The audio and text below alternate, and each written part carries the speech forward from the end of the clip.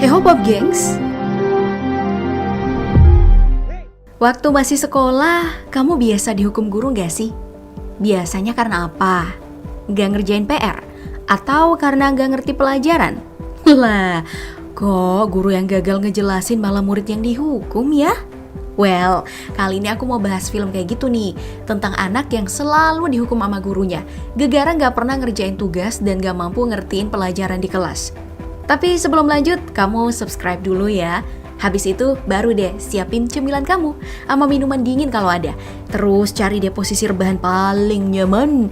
Karena Tare Zaman Par alias Like Stars on Earth akan dimulai setelah hitung mundur 3, 2, 1. Semua cerita dalam film ini berpusat di sekitar karakter Ihsan yang diperanin sama Darsil Safari.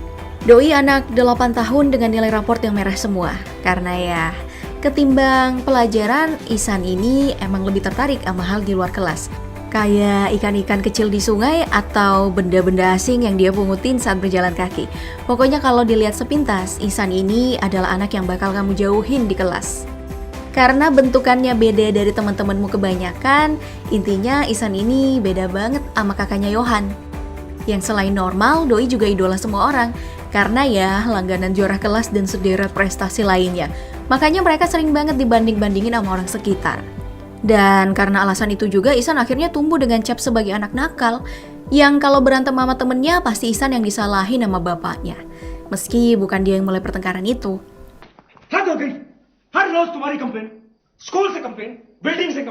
Sedangkan si emak cuma bisa ngasihanin anaknya kalau lagi dimarahin sama suami.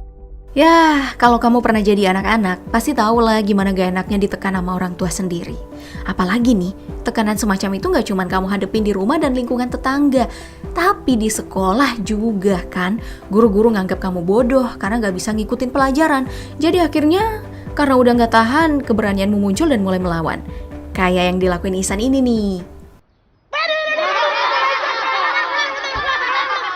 Ya tentu aja perlawanan semacam itu bakal dianggap sebagai kenakalan yang lain sama guru. Makanya kalau dilakuin harus siap terima hukuman.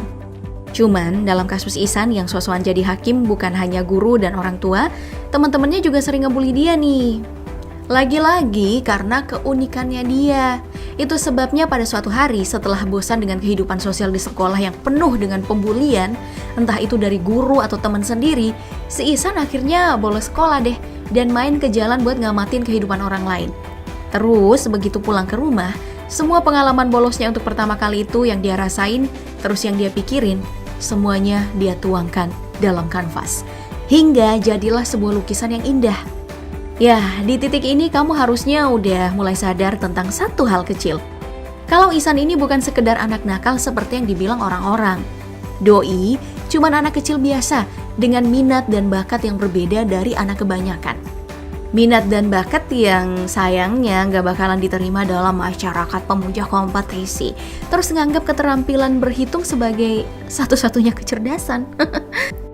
Jadi jangan heran ya gengs, begitu Bapak Ihsan tahu kalau ternyata selama ini nilai anak bungsunya itu rendah, Doi jadinya marah banget, apalagi taunya dari para guru, karena Ihsan gak pernah laporin soal nilainya. Selain itu Ihsan juga ketahuan bolos, terus minta abangnya buatin surat izin palsu. Makanya si bapak ngerasa udah kehabisan pilihan. Akhirnya si bapak ini ngubungin salah satu sekolah berasrama yang dia tahu buat masukin Ihsan ke sana. Kayak anak nakal di tempatmu lah yang kalau ortunya udah gak sanggup ngawasin, mereka langsung dimasukin ke pesantren dengan asumsi itu bakal nyelesain masalah. Sayangnya itu asumsi yang jelas salah ya. Karena untuk anak semacam Ihsan yang punya kebutuhan khusus seperti dukungan orang tua, perpisahan itu hanya akan nimbulin masalah baru. Karena lingkungan sekolah berasrama tempat dia pindah, sebenarnya sama aja bentuknya dengan lingkungan sekolah yang lama, di mana para gurunya itu suka menghakimi kesalahan murid. Terus sesama murid juga suka ngebully temennya yang dianggap menyimpang dari gitu deh kurva-kurva normal yang ada. Dan di atas semua itu Ihsan harus ngadepin lingkungan baru yang penuh tekanan ini sendirian. Kalau waktu di sekolah lama sih lingkungan sosial semacam ini masih bisa dihadepin, karena seenggaknya di sana dia punya abang sama emak yang selalu nenangin dia. Jadi jangan heran kalau begitu mereka nggak ada, si Ihsan ini kayak kehilangan pijakan. Doi yang awalnya masih bisa senyum, bahkan di hari yang paling berat, kali ini cuma bisa nangis sejadi-jadinya. Gak ada lagi Ihsan yang ceria seperti kita lihat di awal film. Karena sekolah berasrama yang penuh hukuman di sana-sini, udah ngubah dia jadi anak yang penuh rasa takut dan kemarahan.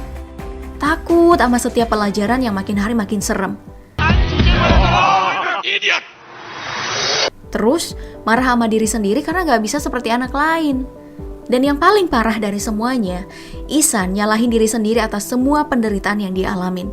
Makanya, meski orang tuanya tetap datang buat besuk sesekali, itu sama sekali gak bikin senyum Ihsan balik lagi.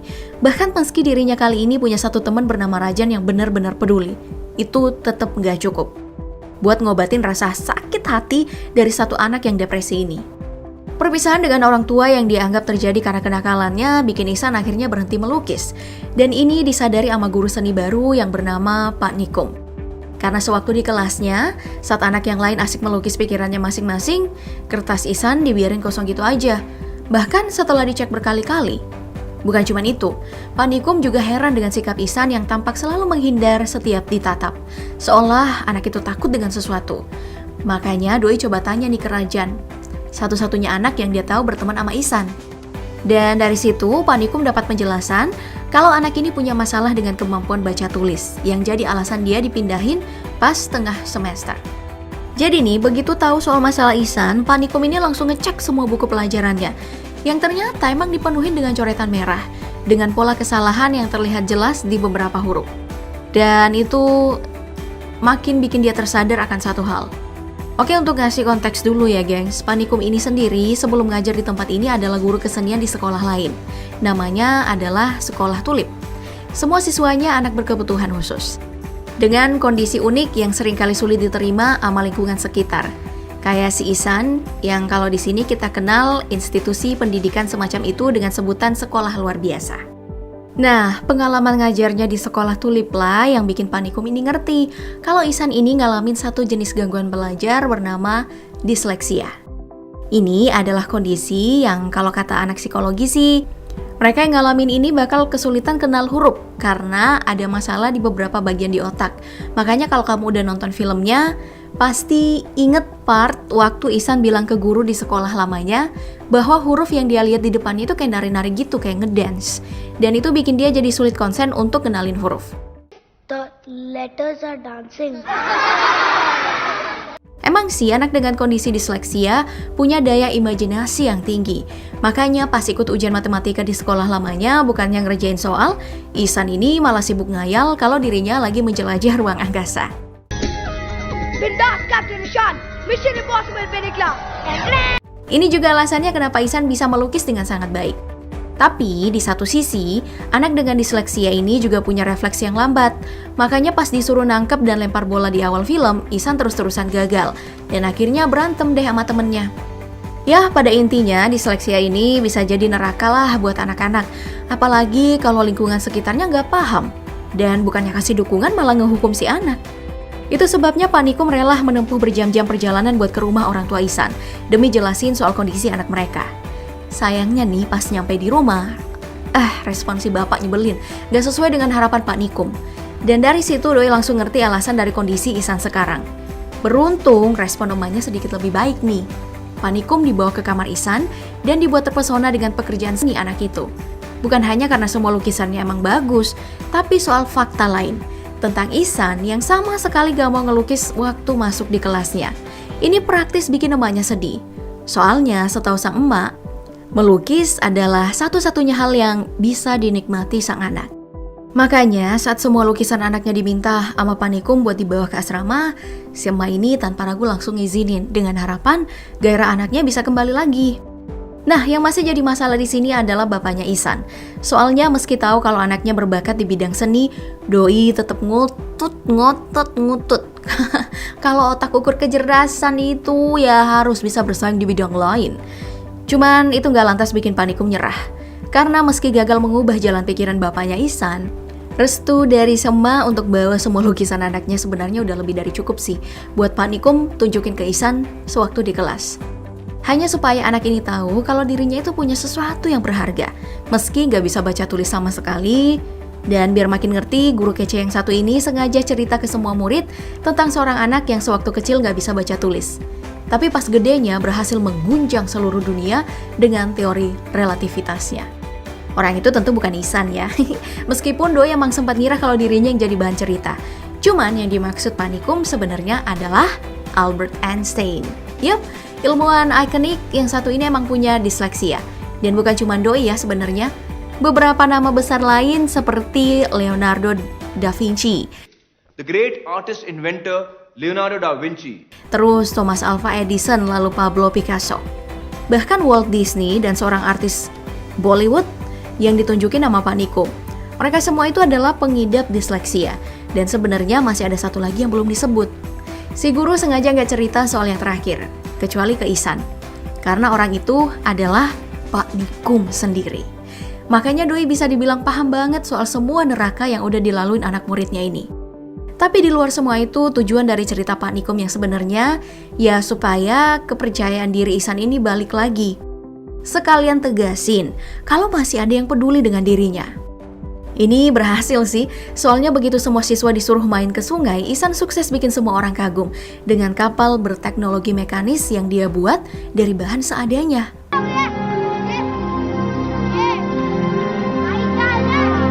Wow, terus nggak berhenti sampai di situ.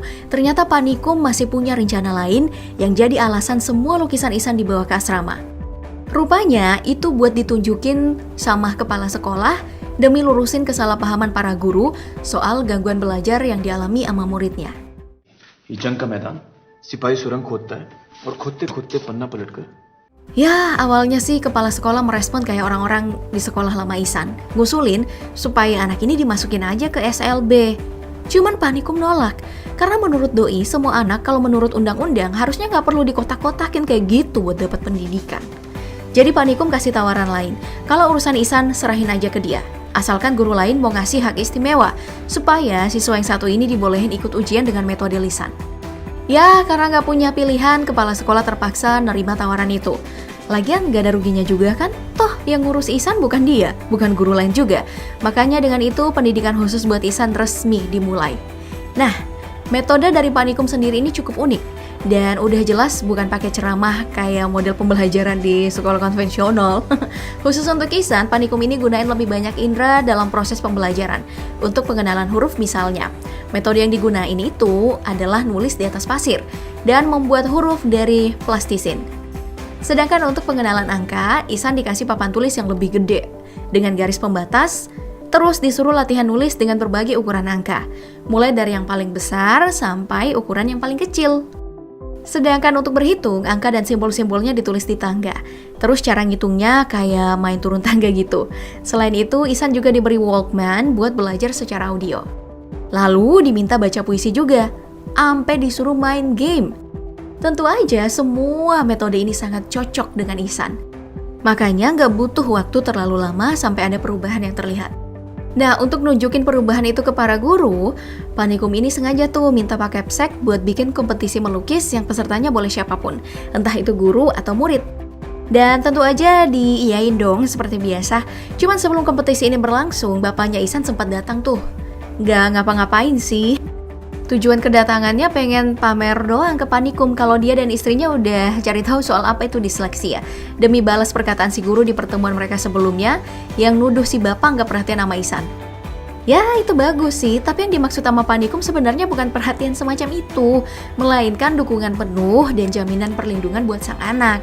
Nah, begitu dengar soal ini, entah kenapa ekspresi Bapak Ihsan langsung berubah jadi kecut. Mungkin Doi sadar kalau semua perhatian yang baru aja disebut sama Pak Nikum gak ada satupun yang pernah dia beri ke anaknya ini. Makanya sambil nahan nangis, Doi langsung ninggalin ruangan Pak Nikum tanpa Fafifu. Sayangnya begitu di luar ruangan dan nemu anaknya yang tambah udah bisa baca, si bapak gak sanggup lagi nahan air matanya. Terus pergi buat ngindarin si Ihsan, saking merasa bersalahnya si bapak ini. Dan habis itu adegan langsung pindah ke hari lomba, di mana Ihsan bangun pagi-pagi buta. Kemudian pergi ke danau dekat sekolah yang dulu jadi tempat kapal mekanik buatannya berlayar. Ya, gak tahu sih mau ngapain. Tapi yang jelas, begitu lomba udah dimulai, Ihsan tak kunjung datang. Dan ini praktis bikin Panikum jadi panik. Soalnya semua partisipan lomba yang lain, mulai dari peserta sampai para juri udah pada hadir. Untungnya, saat perlombaan sedang berlangsung, Ihsan akhirnya muncul. Dan ini langsung menyapu semua kegelisahan Panikum. Ya, namanya juga karakter utama, suka datang belakangan biar penonton pada panik. Dan tentu seperti bisa ditebak, meski Ihsan datang telat, ya doi tetap juara. Sayang aja kan, kalau karakternya udah capek-capek di setting jago lukis sejak awal, tapi pas ikut lomba malah gak juara.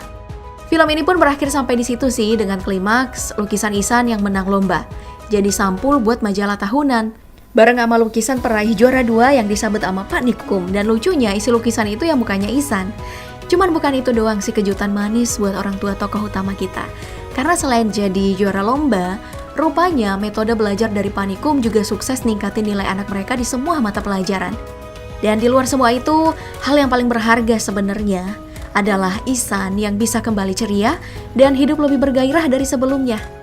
Itu kan yang diinginkan semua orang tua. Dan emang gitu kan seharusnya kehidupan seorang anak, ceria dan bergairah. Ditegur baik-baiklah kalau salah. Terus perbedaannya gak jadi bahan penghakiman siapa-siapa. Kalau semua anak hidup dengan bahagia seperti itu, mungkin dunia bakal lebih baik di masa depan. Karena gak ada lagi orang dewasa yang jadi jahat. Gegara inner child-nya itu bermasalah. Begini kan pesan moral yang kamu mau? Well, sebagai kesimpulan mau bilang apa ya? Amir Khan emang top dah. Sebagai sutradara, produser, sekaligus aktor. Gak pernah sekalipun aku kecewa nonton yang digarap sama om-om yang satu ini. Meskipun durasinya gak ada yang pendek sih. Ya namanya juga film India kan. Kalau gak ada nyanyian dan tarian, mungkin gak bakal disebut film ama mereka, ya gak sih?